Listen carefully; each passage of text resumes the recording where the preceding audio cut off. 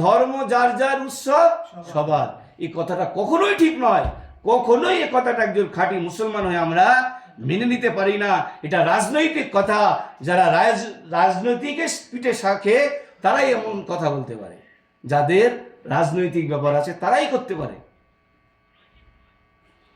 আজ যারা উদযাপন করছে, কেক কাটছে, বড়দিন পালন করছে, সমস্ত স্কুলে বাচ্চাদের আলাদা ড্রেস পরানো হচ্ছে, আমার আপনার বাচ্চারাও সেখানে আছে।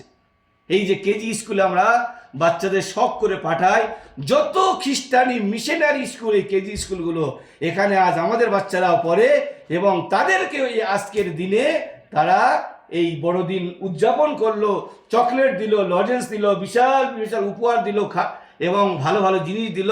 ওই জিনিসগুলো নিয়ে ঘরে আসলো, আমরা বাপেরা দাদারা খুব খুশি হলাম। কিন্তু একবারও দেখলাম না এই যে দিনটা উদযাপন করার কারণে তারা আল্লাহকে গালি দিচ্ছে। আপনি আমি কেমন ভাবে সেই জিনিসটা বরদাস্ত করতে পারি? বরদাস্ত করতে পারবেন? আমাকে গালি দিলে আমি অনেকটা সহ্য, আমার পিতামাতার গালি আমি সহ্য করতে পারি না, রাসূলের গালি আমরা কখনোই সহ্য করতে পারি না। তারপরে রাসূলের থেকে আল্লাহ যদি কেউ গালি দেয়, এটা কখনোই একজন মুসলমান মেনে নিতে পারে না।